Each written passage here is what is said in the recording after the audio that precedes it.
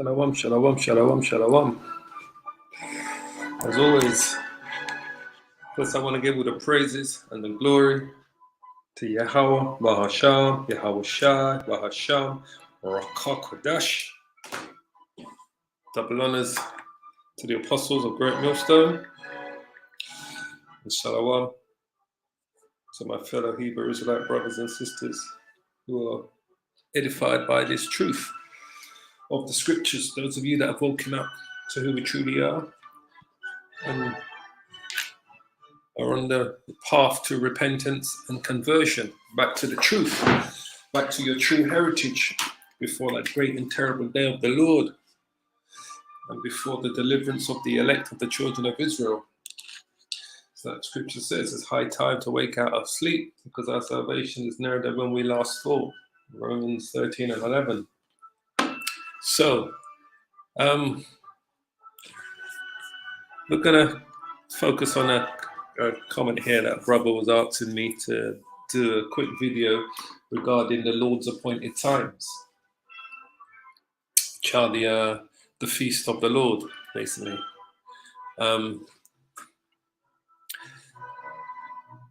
So the first thing I was going to say here, I know the brother, his name, he's got his here, he's got Yasharal Lion, and I believe he's trying to say Yasharala, which should be Yasharala instead of Yasharel Lion.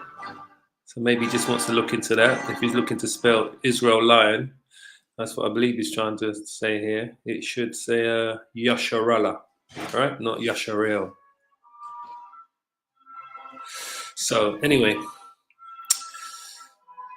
he says there, Shalom, my brother. Give thanks and praises to Yahweh, Bahasham Yahweh Shai.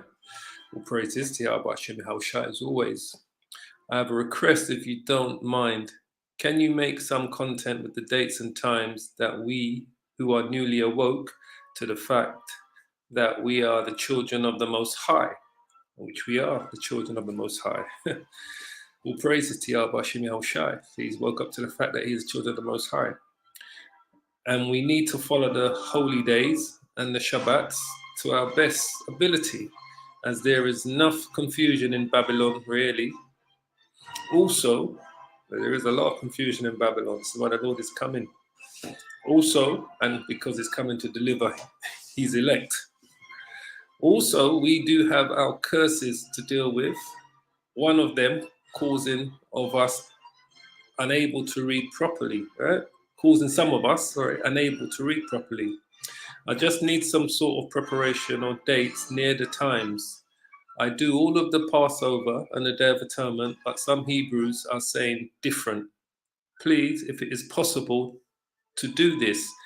Sending you love and positivity, and in all health, I pray in the name of Yahweh Shai, all praises, brother, that all these blessings will be bestowed upon you. Give thanks. We do everything in the name of Yahweh Bashim Yahweh Shai, and we accept your blessings in sincerity. So, what I was going to do is just do a quick lesson based on the High Holy Days. So, first and foremost, just so we will know, there are 8 High Holy Days, and they are in Leviticus chapter 23. And we're going to just quickly go through them here. And then the book of Leviticus, where it says here, laws of religious festivals. Those are the Lord's appointed times, okay? Now, before we even go in there, first and foremost is that all the High Holy Days are based on the new moon, all right? Are based on the new moon. Am I the right one? I want to go to...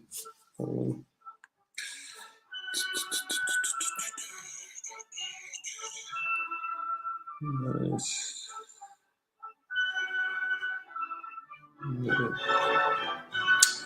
Let's see, Maccabees, hold on. Ecclesiastics, hold on. Just type this in, new moon. So if we go to, it's in the Apocrypha. I know it's in Ecclesiasticus. I think it's in chapter 43 in the book of Ecclesiasticus. Yeah, here it is, chapter 43. This is what I was looking for. I didn't want to be playing around searching for it just in case, but I know it's in chapter 43. So first we're going to start here, all right? So all the high holy days are based on the new moon, all right?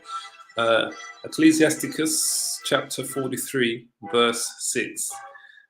He made the moon also to serve in her seasons, for declaration of times and a sign of the world, all right?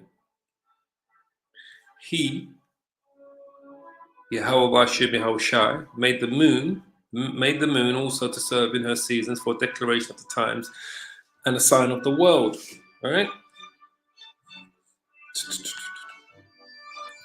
Next verse. Come on. From the moon is the sign of feast. And that's what the high holy days are. Remember, these are laws of religious festivals and feast. So if we see here, it says, and the Lord spake unto Moses, saying, speak unto the children of Israel, and say unto them concerning the feast, which are these high holy days of the Lord Yahweh, which ye shall proclaim to be a holy convocations. Even these are my feast. So the feast, the Most High's feast, where is it? And high holy days are based on the new moon. From the moon is the sign of feast, a light that decreases in her perfection, right? So it decreases in her perfection. So if you look at the word, just decreases. Does it decrease in function?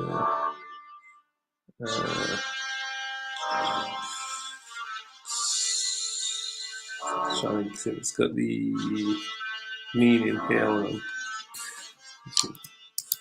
Decreases, just so you can see.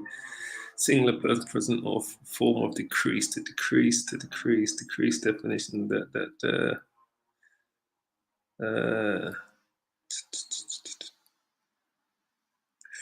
well, as you know, it means to lessen, all right? But I just wanted to just maybe go to the word decrease, meaning make or become smaller or fewer in size, all right? Amount, intensity, or decree, all right?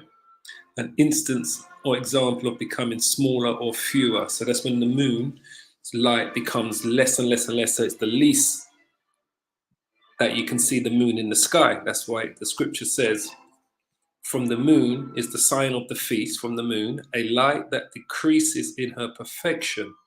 All right. So when does it reach her perfection? When it's decreased. So the first thing I would say to you is probably get a lunar wall calendar. All right. As you can see here, this is a lunar wall calendar, new moon calendar for 2023.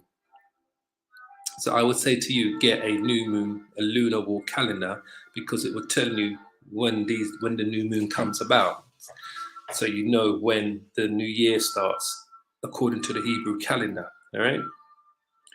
So here, let me just show you, put up a little bit. As you can see, where is it? This is January. You can see, and it shows you on the calendar the new moon. So it's when there is no moon literally in the sky. When there is no moon in the sky, it decreases in its perfection. So that's the moon as its perfection, right? When there is no moon in the sky, that's why it's called a new moon. And then it starts to come back a little bit at a time. You see? So what I would say to you is get a lunar calendar to help you, that one that shows you when the new moon is on it as well, because it will give you the times. So it's a simple calendar like this, new moon calendar that you can get, that will show you this. All right, as you can see. So The Hebrew year starts in March, in the spring, the beginning of spring, the beginning of the first fruits, the barley, the weaves, when the beginning of the harvest, when the ears of the wheats start to come up and they're kind of ready to harvest. So it will start in March, the new moon. Now, if you was to get a calendar from last year, 2022, you'll see on the new moon calendar, the beginning of the year started in March. The Passover, I believe, was around the 14th or 15th last year, right? Because it's 14 days after the first month. And in last year's new moon cycle, basically, coming round to this year, there was 13 new moons. Sometimes you have 12 new moons in a calendar year. Sometimes you have 13. It doesn't mean it's a leap year. You just have 13 new moons in that calendar year. So last year, 2022, if you looked at a 2022 lunar wall calendar, you'll see that there was 13 new moons in last year's new moon calendar. There was a new moon at the beginning of April, and there was a new moon at the end of April. So sometimes we have 13 new moons in a lunar calendar year. So coming up to the completion of this lunar calendar year, which should be this new moon here, there would have been the 13 new moons in the calendar year, in the Julian calendar year. So if you looked at the Julian calendar, which is what the Gregorian calendar, which is what we're looking at here, from January to December, you'll see there were 13 new moons in that whole Gregorian calendar year, basically. Okay, just so you understand. So sometimes you get 2 new moons in 1 month. So every new moon is a new month. So at the beginning of this year, 2023, on the Hebrew calendar, should be based on, what was it? Will be based on here, March the 21st. And then I believe it's March the 24th. Correct me if I'm wrong. I believe it is March the 21st on here, where it shows you the new moon here. All right. The spring equinox. Yeah, let me just check my calendar. Salaki.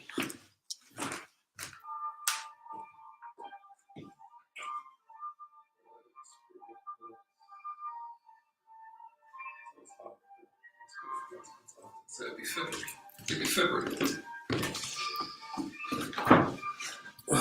Spring equinox comes up.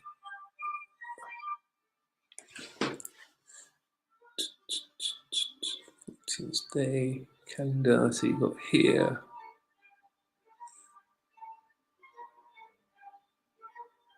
Yes, because we had 1, 2, 3, 4, 5, 6, 7, 12, 13. This would have been 12 new moons. But we had 2 in 1 month. So you can see there's no 2 new moons. 1, 1, 1, 1, 1, 1, 1, 1. 1 new moon in December, November, October, September, August, July, June, 1 in May, 1 in April, 1 in March, okay, February, January, okay. So 14 days after here, this would be the first day of the new Hebrew year. It would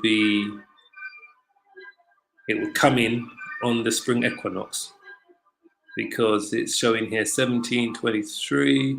So you've got, so the new moon starts here the evening of the 21st, because it goes from evening to evening, basically. So it'd be a good idea to get a new moon calendar, just so you can get to measure it. And then you would count on the 14th evening would be the Passover. So this would be the first evening on the 21st. 22nd, 23rd, 24th, 25th, 26th. You'd go 1, 2, 3, 4, 5, 6, 7, 8, 9, 10, 11, 12, 13, 14. So the Passover would fall on the 3rd of Monday, the 3rd of April evening. But all of the new high holy days are based on the new feast. So just like what we read here, from the moon is the sign of a feast, the light of that increases in her perfection. All right. When it says that he made the moon also to serve in her seasons for declaration of the times and a sign of the world. So the moon was created for that, and it's all based on the new moon. So when you don't see the moon in the sky, that's when it's a new moon. But it's always best to have a lunar calendar, because that will help you to mark the days. Now, if we go to, while we're here, let's go to Genesis chapter 1.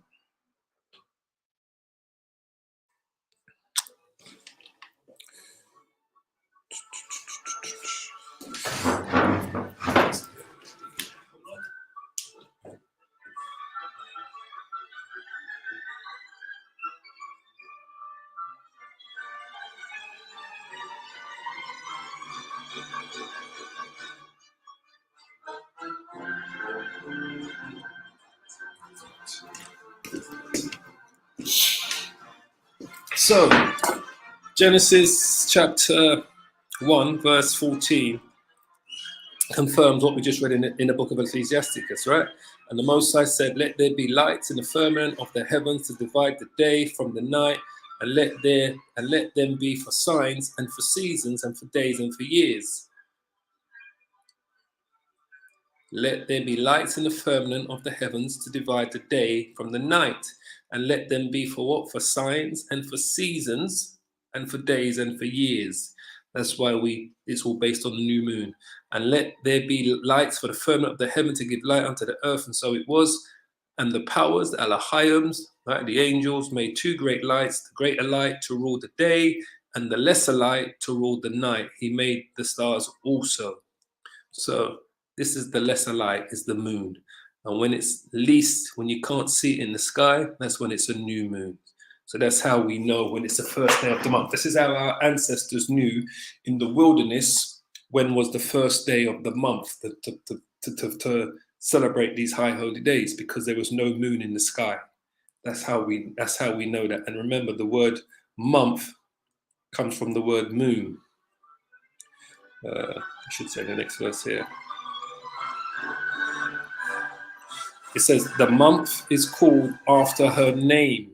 It's called after the name of the moon, increasing wonderfully, right? Increasing wonderfully in her changing, being an instrument of the armies above.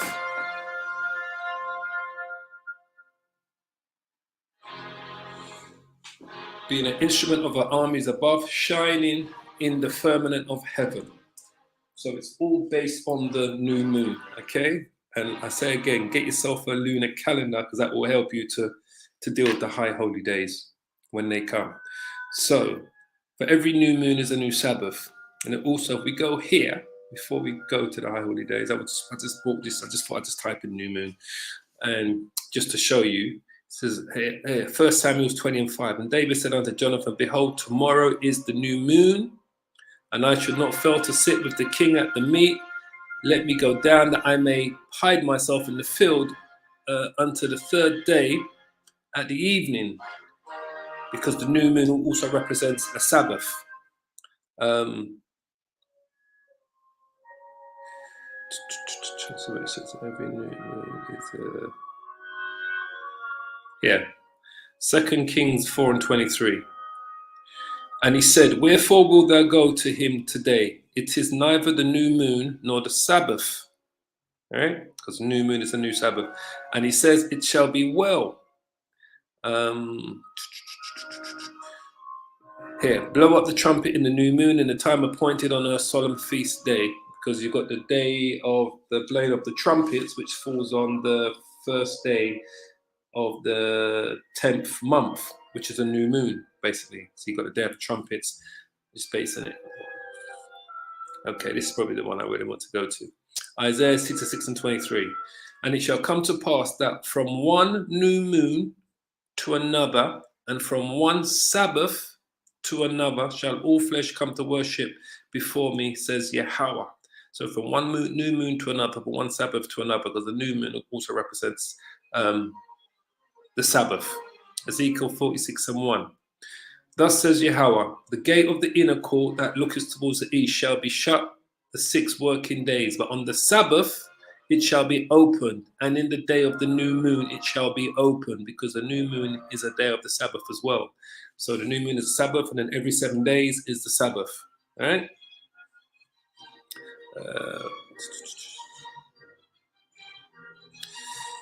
Colossians chapter 2 verse 16. Let no man therefore judge you in meat or in drink or in respect of any holy day or of the new moon or of the Sabbaths, because the new moon is a Sabbath. All right. So the new moon would come in. Let's just go there. So for instance, you'd have a new moon here, 21st of January, which would be a Sabbath. And then every 7 days after would be considered the Sabbath from that day. All right, so that'd be the 1, 2, 3, 4, 5, 6. Sorry, 1, 2, 3, 4, 5, 6, 7. On the Saturday evening to Sunday evening would be the Sabbath, and then every 7 days again would be the Sabbath. Keep count. All right, so those are the Sabbaths. So in Leviticus 23. All right, we're not necessarily going to read through all of it, but we're going to speak on it. All right. So the Lord commanded all of the people. It says there, and the Lord spake unto Moses, saying, speak unto the children of Israel, not to the world, just to the children of Israel, because these high holy days were only meant for the children of Israel, just like the laws, commandments, and statutes were only meant for the children of Israel, just like salvation is only meant for the children of Israel. But in these last days, it will only be for the elect. So he says, speak unto the children of Israel, and say unto them concerning the feast of Yahweh, which ye shall proclaim to be holy convocations. Even these are my feasts. 6 days shall work be done, but the 7th day is the Sabbath of rest, and a holy convocation. Ye shall do no work therein. It is the Sabbath of Yahweh in your dwellings. So lunar calendar again. The 7th day is not based on Sunday, what we have here in Babylon. Sunday is their 7th day. All right, Monday to Sunday. Right. The Sabbath is not Friday to Saturday, what the so-called Jews do their Sabbath on. The Sabbath is based on the new moon. So 6 days you would work, 7th day would be the Sabbath. All right. So the first evening is the new moon. All right, which we consider the Sabbath. 6 days you would work. 1, 2, 3, 4, 5. Sorry. Evening to evening. 6 days you would work. 1, 2, 3, 4, 5, 6 days. On the evening of the 7th day, of the 6th day, which would be the beginning of the 7th day, because a day in the Hebrew calendar is from sunset to sunset. It's not from like sunrise to sunrise. You get up in the morning, that's the beginning of the day. It's based on the sunset is the beginning of the new day. So 6 days you would work on up to the 6th day, and then on the evening of that 6th day would be the beginning of the 7th day on the Hebrew calendar. So from sunset to sunset, which would be the 7th day, which would be rest. All right, that's what would happen. From sunset to sunset would be rest. So it's based on the new moon. So if we went to February in this year, 2023, new moon is the Sabbath. It falls at 0. If you're in this side of the world, in the UK or in Europe, it begins at 6 minutes past 7 in the morning. So the Sabbath would start from Sunday evening, because the new moon comes in before 12 midday on the clock. If it comes in after 12 midday, say it comes in at 12 p.m. After, the Sabbath would begin on the Monday, the new moon. So it would go from Monday to Tuesday. So like here, it begins at 7 minutes to 9, 20:53. That's PM on a Saturday evening. So the Sabbath would come in on the Saturday evening to the Sunday evening. But over here, because it comes in before 12 midday on the Monday, the Sabbath would begin from the Sunday evening to the Monday evening. So if the new moon comes in before 12 midday on that day, the Sabbath would begin the evening before. If it comes in from midday onwards, the new moon, then the Sabbath begins on that day the new moon comes in on, basically, all right? So if you go to here, it says 1723, the new moon, all right? 1723, the new moon, as you can see, which would have been a Tuesday. The Sabbath would come in on that Tuesday to Wednesday evening. But anytime it comes in before midday, it begins on the evening before to that Monday evening. Just so you understand, all right? So get yourself a lunar calendar that will help you. All of the high holy days are here in Leviticus chapter 23. So there are 8 high holy days. I'm not going to go through them all, but I'm going to speak on them, all right? So the Lord, as you can see, commanded all these people, children of Israel, not the world, not anyone that wants to believe, just children of Israel, all right? So to celebrate these 8 appointed times of the Lord. They're also referred to as holy convocations or feast. So as you can see here, verse 4, these are the feasts of Yahweh, even holy convocations, which ye shall proclaim in their seasons. So they're referred to as feasts and they're referred to as convocations, and they're all in Leviticus 23, right? So you've got the Sabbath, which we just showed you. The second one is the Passover here in the 14th day of the first month at evening. The 14th day of the first month at evening, right, is the Lord's Prayer. Sorry, the Lord's Prayer, the Lord's Passover. So the 14th day of at evening is Yahweh's Passover, all right? So you've got the Passover.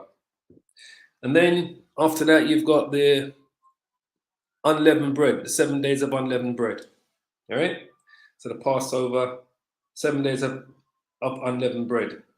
Then after that, you've got the fruits of harvest, or the fruits of wheat here. So it's got, those are the first fruits of the wheat, so what they refer to as the Pentecost Pentecost. So the Passover, remember, it's in remembrance for the deliverance out of ancient Egypt, where they put the blood of the lamb on the doorposts, and the angel of death, which passed over, which was Yahushua, which passed over Egypt and killed all of the firstborn. So the Passover is to represent the deliverance of the children of Israel out of ancient Egypt, slavery. All right. So the scriptures to read on that, I'm just going to read out some scriptures that you can take some notes on. Exodus chapter 12, verse 1 to 14, or what we're reading here, Leviticus 23 and 5, or go to Deuteronomy chapter 16, verse 1 and 2, all right, or verse 1 down to verse 7. It will tell you about the Passover, all right? Unleavened bread, the Feast of Unleavened Bread, which we just spoke of, which is the second of the 8 feasts. That will be in Exodus chapter 12, verse 15 to 20, and also what we're reading here, Leviticus chapter 23, verse 6 to 8. Or go to Deuteronomy chapter 16, verse 3 to 4. All right? It would speak about the unleavened bread, 7 days of unleavened bread. So what are the 7 days of unleavened bread where you're going to eat? You've got to get rid of anything that's got leaven in your house. Take it outside of your house. So cakes, bread, biscuits, any kind of cereal that has any type of leaven, which would be like self-raising flour, or what's that other stuff that they use? We've got the self-raising flour. There's another stuff that they use to make bread. Anything that makes bread or biscuit leaven, all right? You got to get out of your house. Take it out of your house, put it in your car or something, throw it away. Breadcrumbs. So if you've got chicken in your fridge, breaded chicken, that would have leaven in it. It would have self-raising flour on that. You got to get rid of that. So anything that has leaven in the house, you get rid of that. And then you've got to eat unleavened bread for 7 days. All right. So the first day is the Passover, and the next 7 days you're eating unleavened bread. That's why it's referred to as unleavened bread, right? The 7 days of unleavened bread. So that's all to do with the Passover, but that's what comes right. So you got the Passover, and on the 15th day, the next day, is the same month as the Feast of Unleavened Bread. Get rid of all leaven out of your house. Get rid of it. Anything that's got leaven in it in your house, take it out of your house. If you can't keep it, give it away to your family. You know, if it's got to be frozen or kept in the freezer, give it to your family to eat. If they're not acknowledging the Passover unleavened bread, or to your friends or whatever, or throw it away, whatever you got to do. But take it out of your house, right? Just so you understand. So that comes directly after the Passover, the 7 days of unleavened bread. And I said that's all to do with the representation of us coming out of ancient Egypt, all right? And then we're talking about the Feast of the First Fruits. It's also called the Feast of Weeks, it's referred to as well. Or it's, in the New Testament, it's referred to as the Day of Pentecost, all right? So that is like a high holy day. It's like a day that's like a Sabbath day as well, basically. So traditionally, we would be offering our first fruits of our spring barley harvest and summer wheat harvest, but we're not in that, because what we're doing, where is it? Judges 5. I believe it's Judges 5. I want to go to. Because what we are doing, J5. I think it's Judges 5 or 1. JUD. No. What's the abbreviation for that? JDG. JDG. I will get it right. I believe it's Judges 5. Yeah. Okay. So what we are doing, we are rehearsing the righteous acts, because we can't do none of these things perfectly. So, for instance, the Passover, we're not going to be able to get a lamb with no blemishes that's a year old to cook and to sacrifice and to eat for the Passover, right? Not to sacrifice, but to prepare for the Passover. We're not going to be able to prepare a lamb with no blemishes that's a year old, right? To prepare for the Passover, right? Because we're in captivity. This is what we are doing. It says, they that are delivered from the noise of the archers in the place of drawing waters. The place of drawing waters is captivity, right? Because the people that used to draw water for the Israelites were those that were in captivity. And it's kind of speaking about Babylon the Great, America, the place of drawing water, right? They shall rehearse the righteous acts of Yahweh. So what we are doing, we are rehearsing these righteous acts. And that's why Yahweh shall come, to give us grace, because we can't do these righteous acts perfectly according to the scriptures, but we do them to the best of our ability. So in the place of drawing waters, captivity, Babylon the Great, America, everywhere else the Israelites are in captivity, we're going to rehearse the righteous acts of Yahweh. What righteous acts are those? These here. The laws and the religious festivals, the high holy days, right? The days of convocation, just like it says there. These are the feasts of Yahweh, even these holy convocations, which you shall proclaim in their seasons. So we are just rehearsing them, doing them to the best of our ability, right? Even the righteous acts towards the inhabitants of his villages in Israel, then shall the people of Yahweh go down to the gates. So we're just rehearsing these righteous acts before we go down to the gates, before we go back to the promised land, before we're delivered, Lord willing that we get delivered from this captivity. So all we are doing is rehearsing the righteous acts while we're in captivity, right? Just so you understand that, okay? So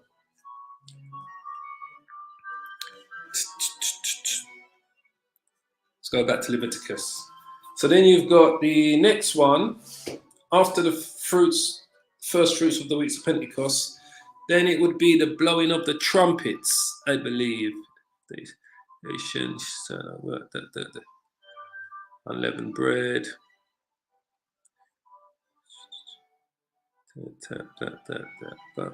This is to do the first fruits, which is in the first day of the 7th month. Hold on. Sabbath you shall bring burnt offerings, kids.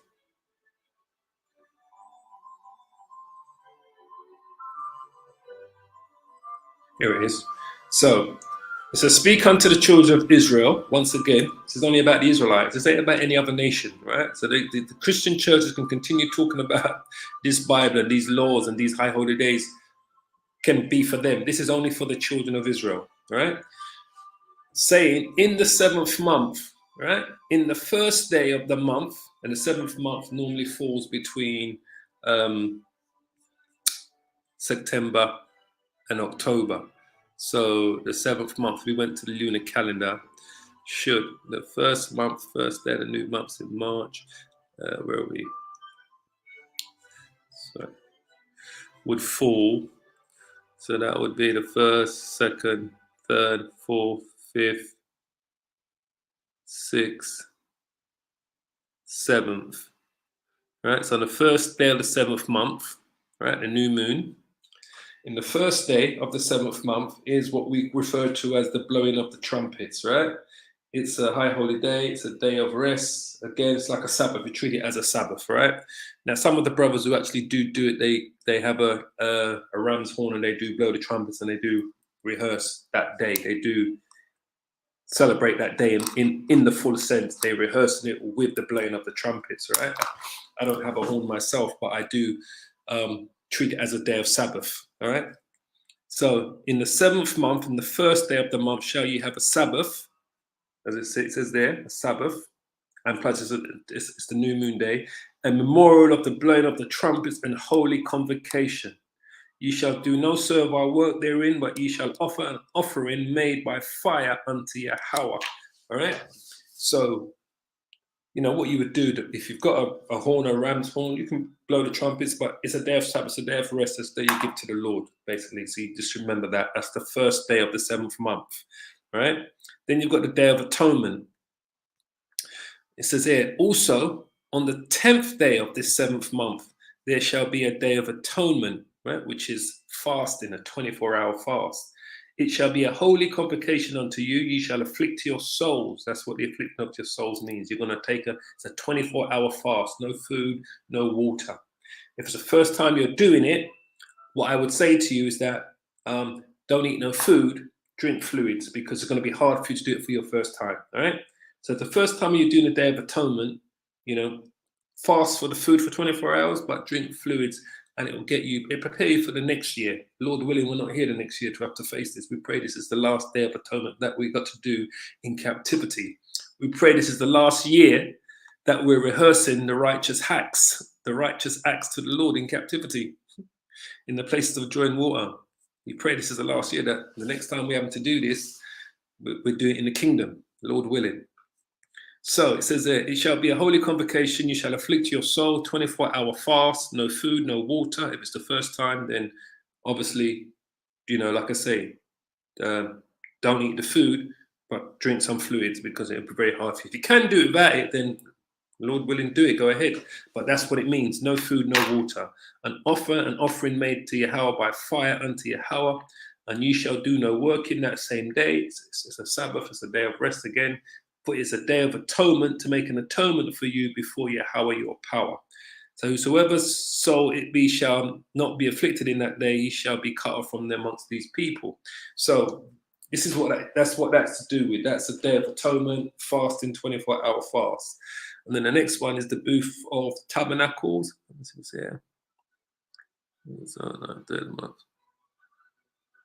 It says there, this is still the Day of Atonement. It says that it shall be unto you a Sabbath of rest, and ye shall afflict your souls in the 9th day of the month at evening. From evening to evening shall you celebrate your Sabbath. So it's the 9th day at evening that's going to lead you into the 10th day. All right? Just so you understand. So then it says in the 9th day of the month at evening, from even unto the evening shall ye celebrate your Sabbath. All right? So it's the 9th day of evening that leads you into the 10th day. So you use your calendar here. Your 1, 2, 3, 4, 5, 6, 7, 8, 9. The 9th day of evening that leads you into the 10th day, basically. All right? That would be the Day of Atonement. So, and then the next one is the Feast of Tabernacles. All right, here.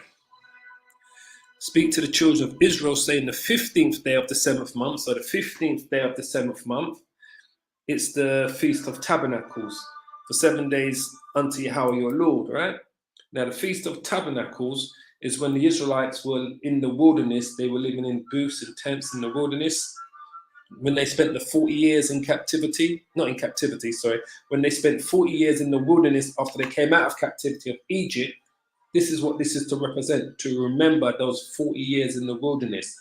That's why it's called the Feast of Tabernacles, because Israelites would live out in the tents. They would create tents out in their yards, out in the fields, and they would live in those tents for 7 days. And it would be 7 days of harvest. It's like the harvest festival, the last part of the year, and it's for them to remember they eat and sleep in those booths in their yards. Like if they got a big back garden yards, they would come outside their houses and they would create a booth or a tent in their yards, and they would sleep in those for 7 days in remembrance for their being in the wilderness for 40 years. And it's referred to as Shaku or Shabbat, I believe. It's called the Feast of Tabernacles. All right.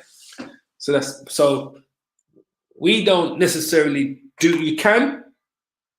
You should go in your back garden and put up a tent for 7 days on the 15th day of the 10th month for 7 days, and live and sleep and eat in those tents for 7 days to remember that. You can celebrate. There's nothing wrong if you want to do that. But we don't necessarily do that, just so you understand. But if you want to do that, if you have a back garden, you can do that to in remembrance to that, celebrating that high holy day. All right. And then you've got the other one. It's called the 8th day. It says, on the first day shall it be a holy convocation. You shall do no so about work there in 7 days. You shall be offering made unto fire. As you know, we're not going to be doing any offerings of animals or whatever.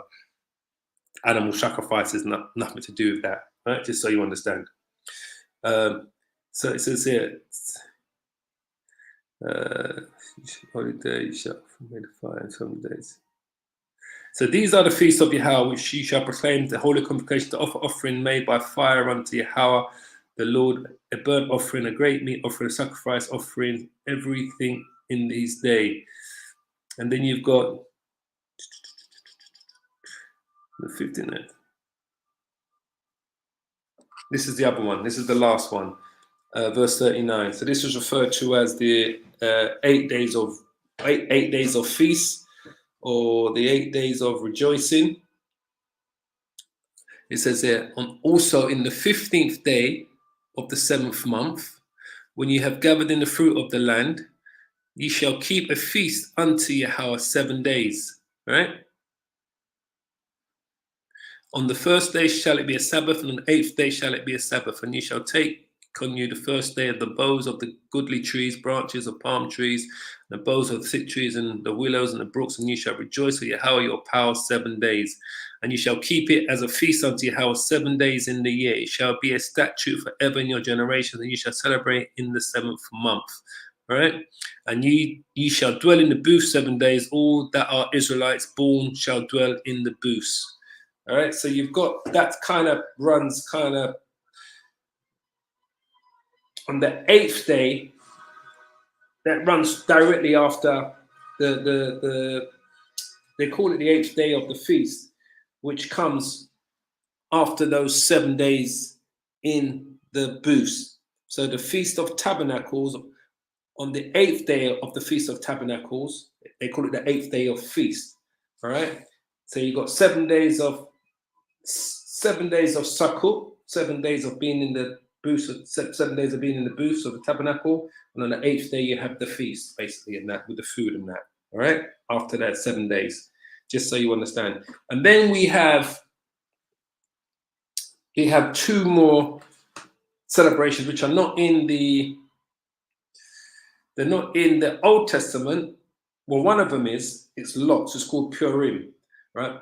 Purim is to do with Queen Esther and Mordecai when they overcame Haman, that Persian, right, who was trying to get all the Israelites and the Jews that was in captivity hanged, right, during the times of the Persian Empire. So that's referred to as lots. Purim just means lots, all right? Now that normally comes around between the first month, I think it's between February and March, or the last month of the year. The last month, February, the last month of the Hebrew calendar, should I say. I'm saying the first month because I'm getting confused with the Gregorian calendar. It's the last month of the Hebrew calendar, which would be February. It's called Purim. It's called lots. That goes back to this time here.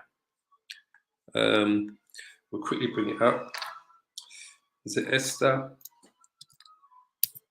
Esther, chapter 9.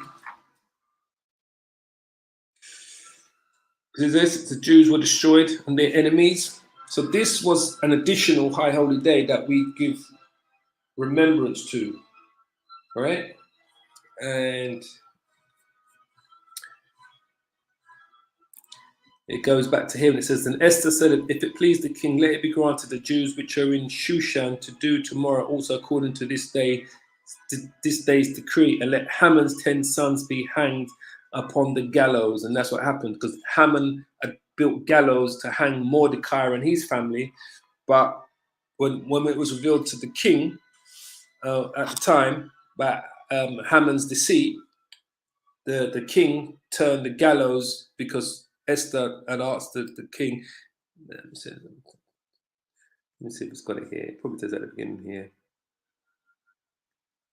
Now in the 12th month, so that's why I was saying, because the 12th month comes around in February. That's why I was saying the beginning of the year, but it's not. It's the end of our Hebrew year, but the beginning of the Gregorian calendar. The 12th month would be the new moon in February. Now in the 12th month, that is in the month of Adar, on the 13th day of that same, when the king's commandment and his decree drew near to put the execution, in the day that the enemies of the Jews hoped to have power over them, though it was turned to contrary, that the Jews had ruled over them that hated them. The Jews gathered themselves together in the cities throughout the provinces of the king of Ahasuerus to lay hand on such as sought their hurt, and no man could withstand them, for the fear of them fell upon them all. And this is when things turned on Haman. So if we go down, I mean, it talks about it all the way down to, and it mentions it right here. It says, to confirm these days of Purim, which means the lots, in their times appointed according as Mordecai the Jew and Esther the queen had adjoined them, and as they had decreed for themselves and for their seed the matters of the fastings and their cry. And the decree of Esther confirmed these matters of Purim, and it was written in the book. So this is another high holy day that we celebrate to remember this, how we overcame Haman, the wicked Persian who tried to get all the Israelites slaughtered and hanged, basically, in that. So as it says there, in these days should be remembered and kept throughout every generation, every family, every province, and every city, and that these are the days of Purim, should not fail from amongst the Jews, nor the memorial of them that perish from their seed. Then Esther the queen, a daughter of Abihail, and Mordecai the Jew, wrote with all authority to confirm this second letter of Purim. And it was sent out to all the provinces that they should celebrate and do remembrance on that day. As you can see here, it says, because Haman, the son of Hammedatha, the Agagite, the enemy of all the Jews, had devised against the Jews to destroy them, and had cast that's where the word Purim comes from, lot. That is the lot. You know, when you're sold on an auction block and they have lots, that's where the word comes from. To consume them and to destroy them But when Esther came before the king, he commanded by letters that this wicked device which he devised against the Jews should return upon his own head, and he and his sons should be hanged on the gallows. Wherefore they called these days Purim, after the name of Pur. That's where it comes from. So we do a celebration in remembrance for those days, Purim, which I said it's the 13th day of the 12th month. That's when it should be on the same day that they tried to get us exterminated. Haman, basically, yeah.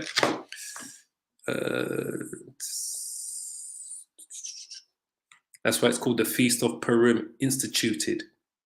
All right, so that became a part, and then the other one is what we call Hanukkah, the Feast of Dedication. Now that one goes back to goes back to the Maccabees. It's also spoken about in the book of Daniel, chapter 11, about the tyranny that the Greeks under Antiochus did to the children of Israel. So if we go to Daniel chapter 11, it's spoken about in here, the abomination and desolation that was done.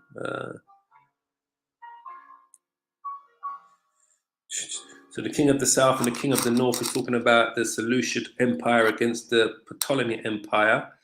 And it was the things that they'd done to the children of Israel. When it says, and in his estate shall stand up a vile person, that's Antiochus Epiphanes, to whom they shall not give the honor of the kingdom, but he shall come in peaceably and obtain the kingdom by flatteries. Right? So that's talking about, what's his name? Antiochus Epiphanes. And like it says that he shall come in with honor. To whom they shall give the honor of the kingdom, but he shall come in peacefully, but attain the kingdom by flatteries.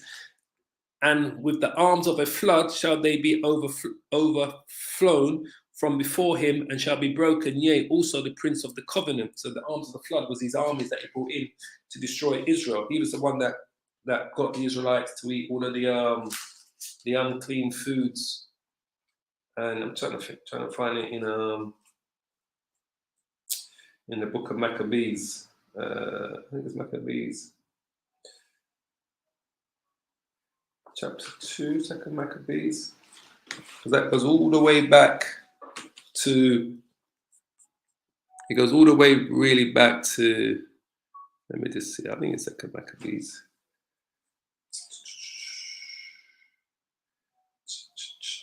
Chapter 6. Here. So if we go back to Daniel here, and this is what they did, the abominations that they did. Trying to find the right verse here. I think it's 31. Just going to go straight to the point. Okay. For the ships of Shittim shall come against him. Therefore he shall be grieved. Right? Those are the Romans came against the Greeks, Antiochus, because the Israelites had a, what do you call it? An agreement with the Romans. I forget the right word to use. And return and have indignation against the holy covenant, so shall he do. He shall even return and have intelligence with them that forsake the holy covenant. And arms shall stand up on his part, and they shall pollute the sanctuary of strength, and shall take away the daily sacrifice. This is what Antiochus Epiphanes had done. And they shall place the abomination that maketh desolate, right? And such as do wickedly against the covenant shall be corrupt by flatteries. But the people that do know their power shall be strong and do exploits. That's the Maccabees. Those were the people that knew their power. Yahweh Hashem Yahushai. This is where the resurgence came in to fight against which this is where the word guerrilla warfare came from, to fight against the Greeks, Antiochus, because they did an abomination to make it desolate. They sacrificed, I believe, a pig on the altar. Let's quickly find it here. This is what Hanukkah is all about. Trying to put the right verse here. Right, Second Maccabees, chapter 6. Hold on. Ptolemy, caves, goods. Let's put it here.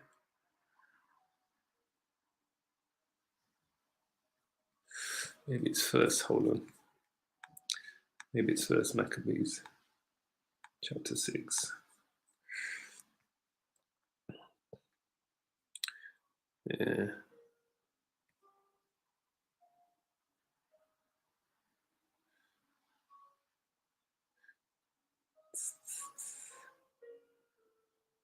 That's when he died. Antiochus died the 49th year. Hold on.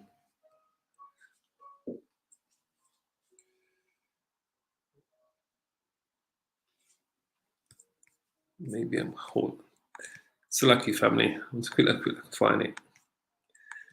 Maccabees 9.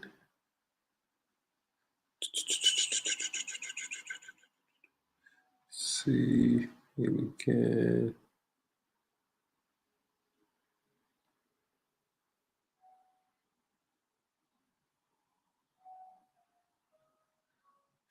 I think this is when he was promising them, and when he was plagued.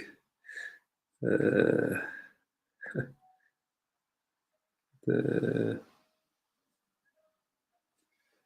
find exactly where it was in the scripture. I thought the second Maccabees, or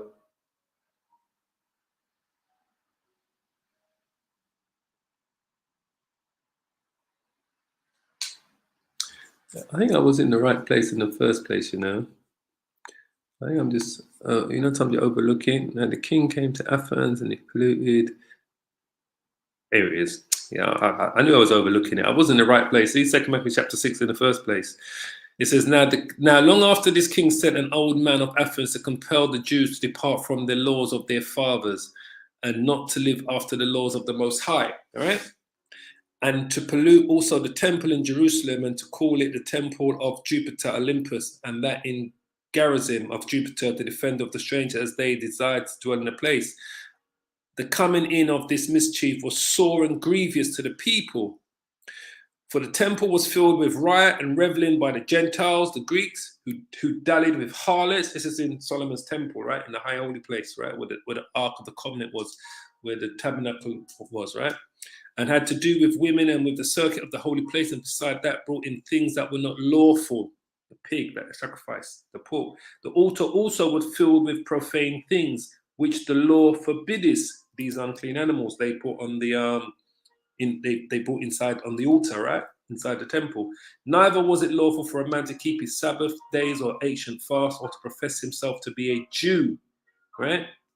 It says here, and in the day of the king's birth, every month they were brought by bitter constraint to eat of the sacrifices. And when the fast of Bacchus was kept, the Jews were compelled to go in procession to Bacchus carrying ivy. These pagan celebrations is what they forced upon the Israelites. Moreover, they went out a decree to the neighboring cities of the heathens by the suggestion of Ptolemy against the Jews that they should observe the same fashions and be partakers of their sacrifices. And whoso would not conform themselves to the manners of the Gentiles should be put to death, that then might a man have seen the present misery. For there were two women brought who had circumcised their children, who, when they had openly led around about the city the babies handling at their breasts, they cast them down headlong from the wall. So this is how they was killing them, any people that was trying to follow the laws, basically, and that. So this is what they did. They profaned the altar. The altar was also filled with profane things. The temple was filled with rioting and reveling by the Gentiles, and they dallied with harlots. And this is what the Maccabees fought against. So when you go back to First Maccabees, chapter 2, this is what Matthias and his sons were fighting against. In those days arose Matthias, the son, John, the son of Simeon, the priest, and the sons of Jerab, the Jerusalem, that dwelt in Modane, and with his 5 sons, Joanne, Simon, Judas, who was called Maccabeus, Eleazar, called Avram, and Jonathan. And when he saw the blasphemies that were committed in Judah and Jerusalem, he said, woe is me, wherefore was I born to see the misery of my people and of my holy city, and to dwell there, when it was delivered into the hand of the enemy, and the sanctuary into the hand of strangers. This is what Hanukkah is to do with, basically. And then it goes into the rededication of the temple when they defeated these devils. Hold on.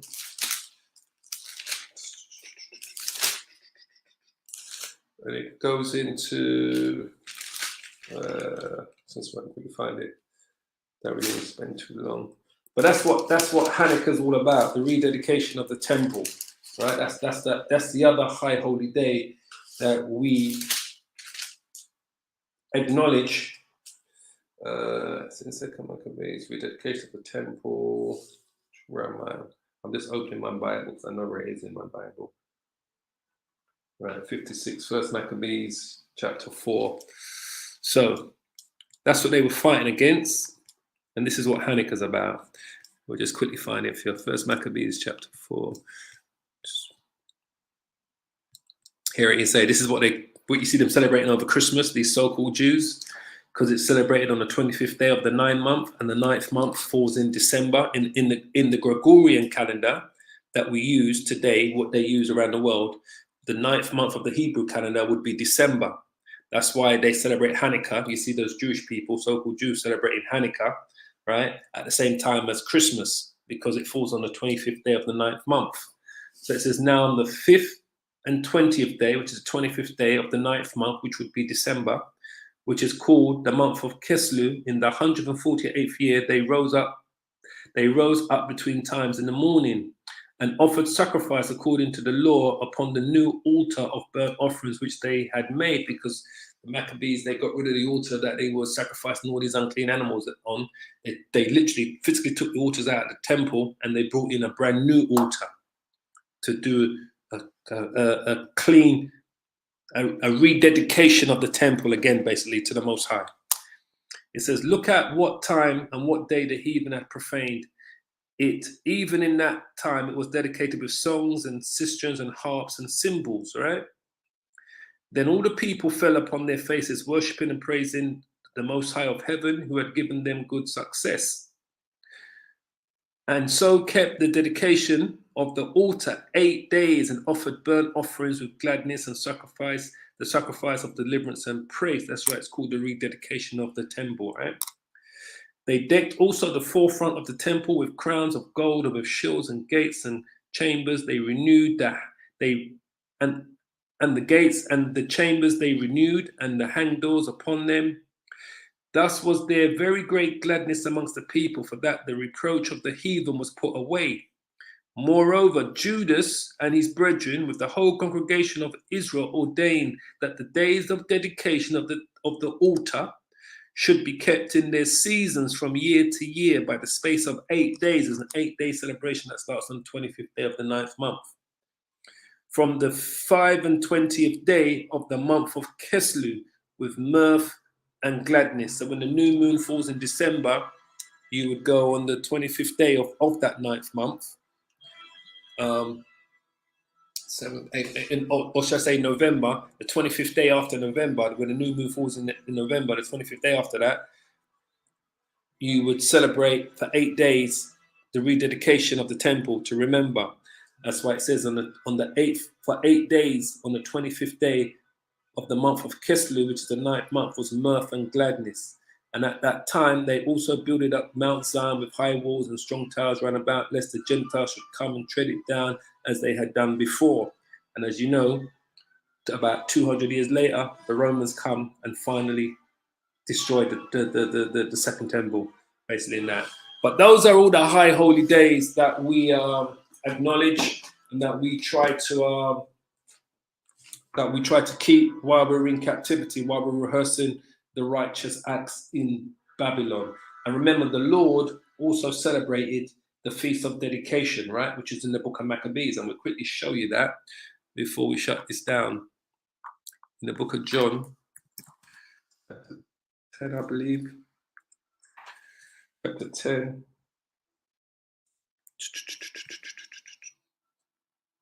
Here it is here. Yahushua asserts his deity, right? And it was at Jerusalem, the feast of dedication, and it was winter. And Yahushua walked in the temple in Solomon's porch. Then came the Jews round about him and said unto him, how long dost thou make us to doubt? If thou be the Messiah, tell us plainly. So as you see, the Lord also celebrated the Feast of Dedication that's only ever written about in the book of Maccabees. All right. Some people say, oh, it's a Maccabees a holy book. Can we count any apocrypha? Well, here's a high holy day that Yahweh Shai, our Lord, who the word English calls Jesus Christ, was celebrating when he was walking the earth, in representation of what happened to the Israelites during the times of the Antiochians and the Greeks, basically. So, for those who don't want to acknowledge that, as you can see, Yahweh Shai celebrated it as well. So anyway, we're going to leave it there. I pray you were edified by today's edification. I hope that answered your question. To the brother that who put the question, who wanted to know about the high holy days, Yasharel Lion. I hope that answers your question. And for those of you that didn't know what the Lord's appointed times are, well, there they are. Like I said, get a lunar new moon calendar to help you guide yourself through when they should be. And as always, I'm going to give all the praises. Kal, Halal, Yahweh, Ba'asham, Yahushai, Ba'asham, Rakah, Dash. Double honors to the apostles of Great Millstone. And shalom to my fellow brothers and sisters that have been edified by this truth. As always, until we meet again, keep praying, keep safe, and hold on to this truth. Shalom, shalom, shalom, family. All praises.